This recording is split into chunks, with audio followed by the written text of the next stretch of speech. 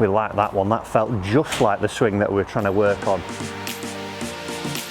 Today's video is all about how we should practice at the range, because a lot of people spend a lot of time down at the range and they're not doing it as well as they should be. Let's get stuck into the lesson and find out how we should be doing it. Okay, so one of the things I hear about from my lessons is I can't take my range game out onto the golf course. And we do hear that a lot, you know, when I talk to my mates, when I see it out on the golf course, it is something that happens. And generally that's because we're not practicing correctly. We might see that we strike it great, we get loads of distance, we're really in control of the shape down here on the driving range, but there's no pressure out here. We've got a basket full of balls, we've got a huge field, and we can just go again.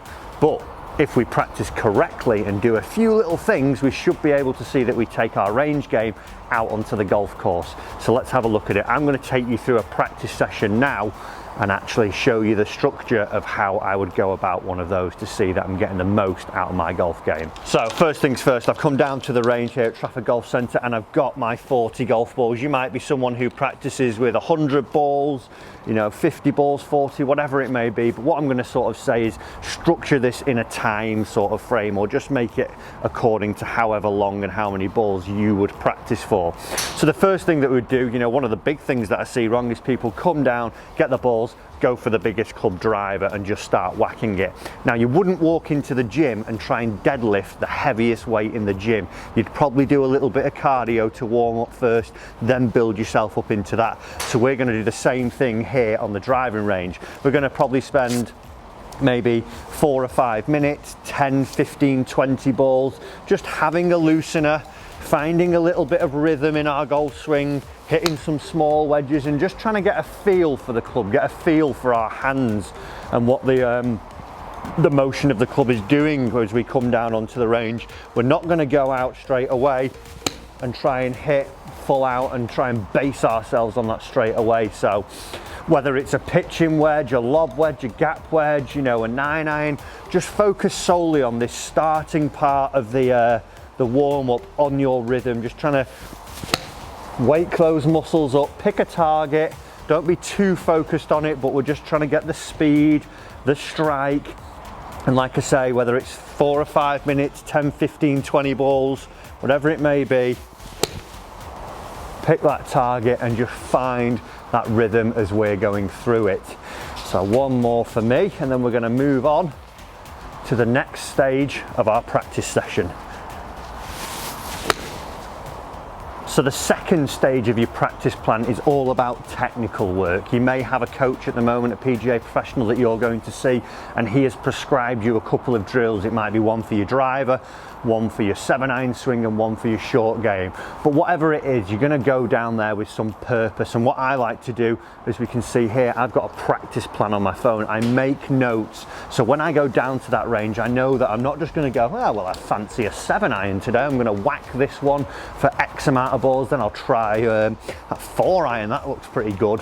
We're going down there with purpose. There's something that we want to fix in our golf game. Again, like the gym analogy, it's probably that we're going to either to get stronger.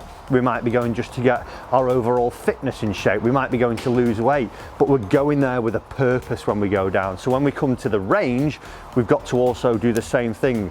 And like I say, a great way for you to do it is just to have that little bit of moment of reflection before you go down to the range. Maybe in your notes like I've got there, just note down the drill you're going to do. So when you go down, you say to yourself, right, well, Matt said that I need to be working on my pivot drill or the gate drill for my alignment, whatever it may be, but you're gonna go and actually have that purpose. So the second part of it, and again, like I say, whether you're a 40-ball person, an hour at the range, whatever it may be, you're going to go down and equate this time. And generally I would say about 20 balls, 20 minutes, somewhere around there, that we're going to spend on this technique part of the session. So for me at the moment, I've got a drill here where once I get in, I've got to feel the club is working a little bit more across, and I also feel that my hips are getting open for me at the moment. So I'm going to whack this in.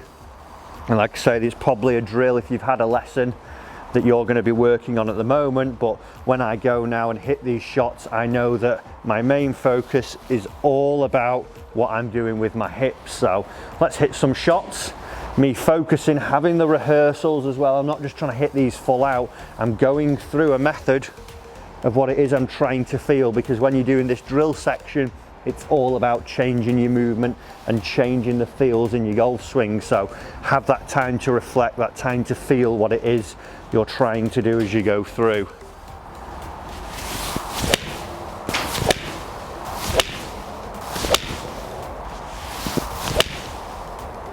Okay, so when we've actually had our technique time, it's then time to move on to the third stage of our practice. Guys, if you're enjoying this video as well, do remember to get down, hit that subscribe button, turn on the bell notification so you don't miss any of your free golf lessons. I want you to get better. You're gonna do it by getting your free lessons by clicking that subscribe button. So the third part of the practices we're going through, we need to actually, like I say, try and make it feel like we would do out on the golf course. So we're going to have some random practice now. When we come to a driving range, what we see is that the bays are set.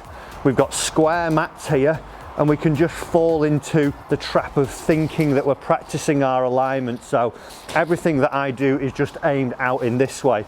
On our range here, there's over 15 different targets. So what I'm going to do is try and make it a bit like what I would see out on the golf course. I'm going to go through my bag a little bit now, picking little different targets as I go through that equate to the club that I'm using, and going through my routine a little bit while trying to actually implement the work I've just done on my technical side. So not too stressful, but I'm just going through, changing it up like I would do on the golf course.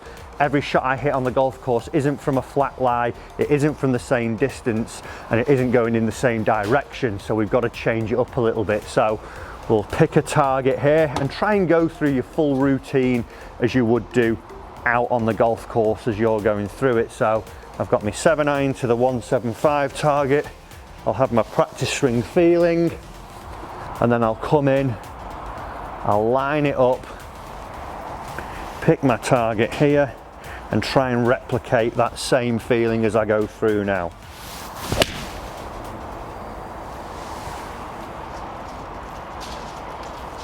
Beautiful, straight over my target there. Didn't quite get the feeling, but it seemed to work.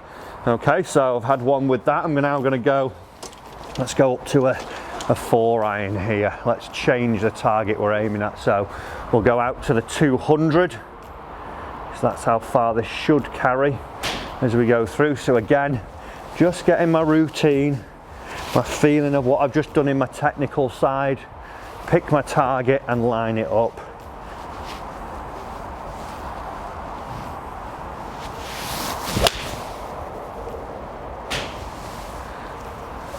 Pretty close to the target, didn't quite get that feeling in, and that's a great thing, because now if I'm not quite feeling it, I know I need to do a little bit more work on my technique side when I come back down to the range again. So let's hit 2 or 3 more shots at different targets.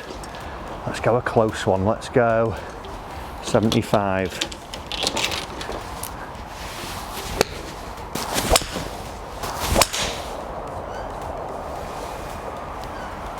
Nice, and that felt pretty like the swing I was trying to do before. So now we're going to move on to the next part of our range session. And the big difference from taking your range game out onto the golf course is out there, that field is huge. Also, there's a big basket of golf balls. If I get it wrong, I'll just hit another one, doesn't really matter. So what we need to do now is start doing things like this, the top tracer challenges and things like that.